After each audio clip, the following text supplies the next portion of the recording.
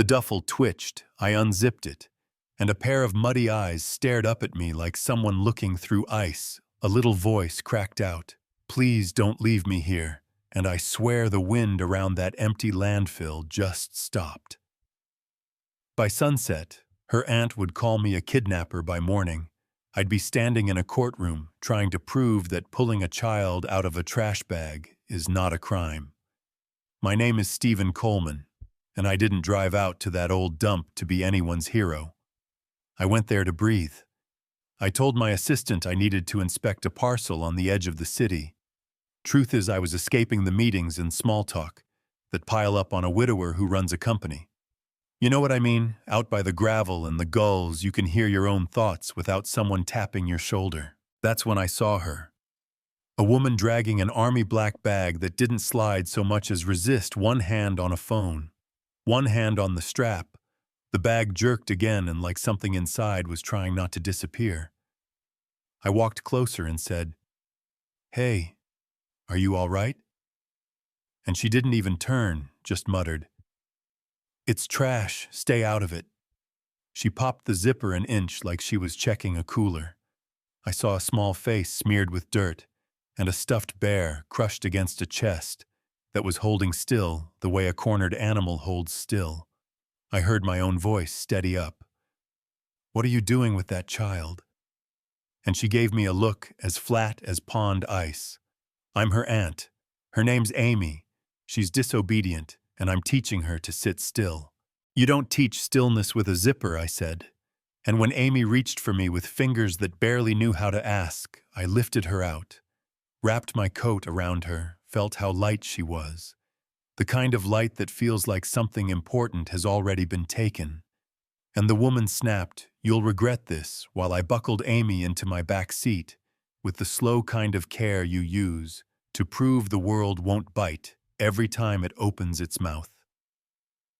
At home, the porch lights laid a gold path across the stone, and Helen, who has kept this house standing through storms grief never warned me about, opened the door, took one look, and said, "I'll draw warm water.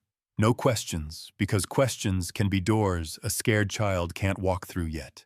Amy clung to my collar so hard, I felt my heartbeat in the place, her knuckles pressed on the landing. My daughter Pamela watched, 7 years old, and trying to swallow a hello that stuck, the kind of hurt that doesn't announce itself but still rearranges a room.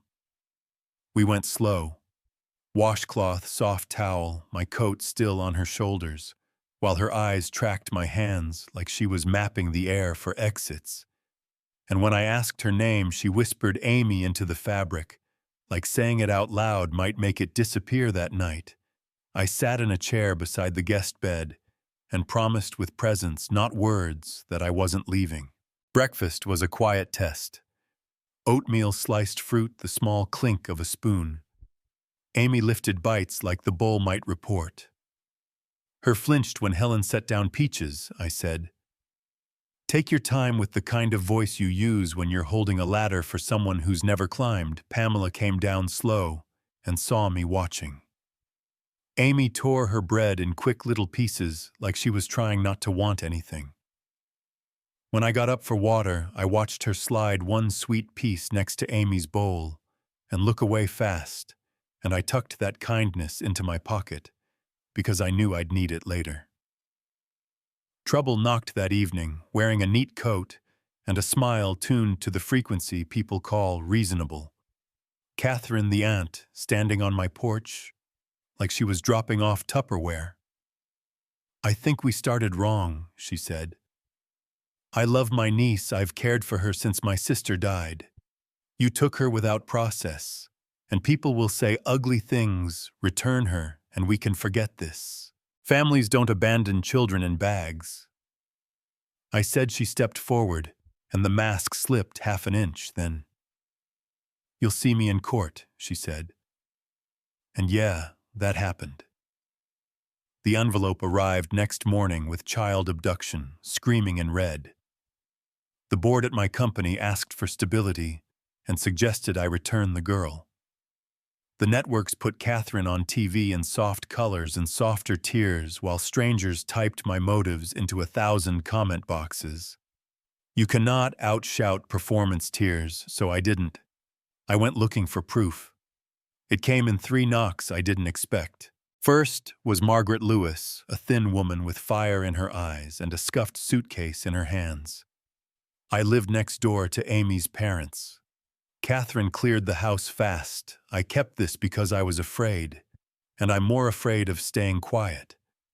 Inside the diary of a mother who felt the ground tilting, careful handwriting that said, "My sister looks at my daughter like a shadow she cannot step out of.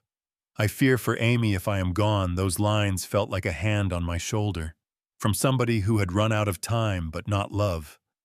Second knock was Daniel Reed, a young reporter who looked like he'd slept in his car. A source gave me this, you didn't get it from me.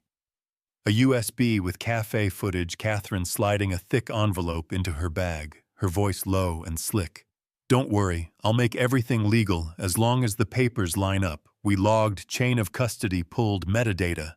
Did the boring work, truth needs to stand up in shoes." Third was Victor, my driver, who shifted in the doorway, like a man about to confess to a dent that isn't there. I drove Catherine and her lawyer Blake to the hotel. He took a call outside and said if we don't get that kid back, the whole scheme unravels. Nobody expected a millionaire to meddle at the dump. I believed him, not because I wanted to, because his eyes didn't move when he said it. The twist hit 2 days later. The barista from that same cafe came forward with a voice memo recorded in a panic, Blake himself bragging where he thought nobody was recording, saying that girl should have disappeared from the start, the kind of sentence that turns a room into a throat. Court day felt like walking into weather. Cameras at the steps, microphones held like bayonets. I put my body between Amy and the noise and let her crush my hand until my ring pressed back. Pamela walked with her palm on Amy's shoulder, like she was trying to build a wall with touch inside the courtroom. Smelled like wood and worry. Catherine wore pale and clutched tissues like props. Blake was all confidence and cadence. "Your Honor, my client is the only true family. A wealthy stranger disrupted a stable home." Then came neighbors and receipts and a playground photo that looked borrowed from a catalog. When they were done painting me, Helen stood, and her voice did the kind of steady that makes people listen, whether they want to or not. "We have the mother's diary. The entries predate the filings. The handwriting matches other records." Judge Lane read a line out loud, and the air tightened.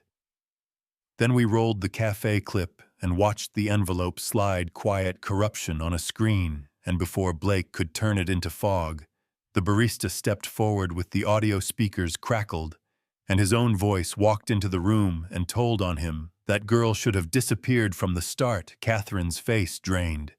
Blake tried to shout deep fake and misheard and out of context. And finally the judge's gavel snapped the air like a branch. In the recess, Amy didn't want to talk, so she did the bravest thing she could think of. She set her limp-eared bear on the rail, like a witness trying to raise a hand. Pamela edged closer and wrapped an arm around her, and I watched those two draw a line none of us could put on paper. When the judge returned, she looked at the diary, the video, the audio, the sworn statements, and spoke in a voice that didn't need to be loud to be final. "Full custody to Mr. Stephen Coleman. Protective order granted Ms. Miller. Sufficient evidence of fraudulent custodial filings and probable abuse. You are remanded pending further proceedings."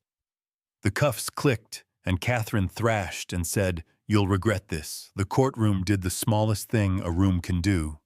It exhaled. Blake tried one more performance and got his law license suspended on the spot. I did not celebrate. I knelt because two small arms found my neck, and Amy whispered, "Daddy," like she had stepped onto a thin bridge and decided not to run.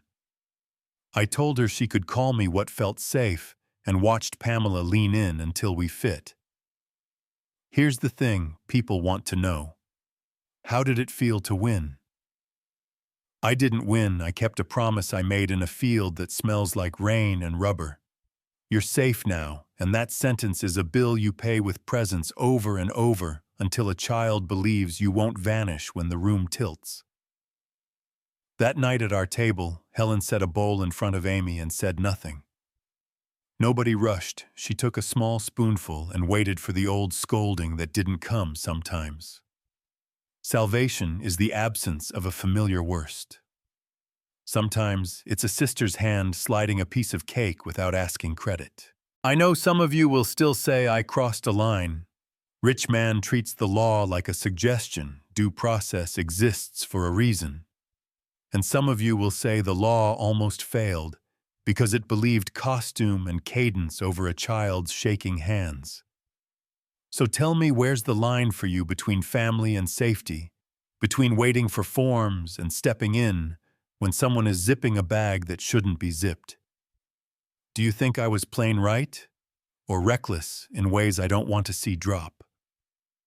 Take your story, your anger, or your grace, and if this hit something true, subscribe so we can keep talking about justice without shouting, because at the end of the day, a promise is louder than a verdict, and a zipper can open.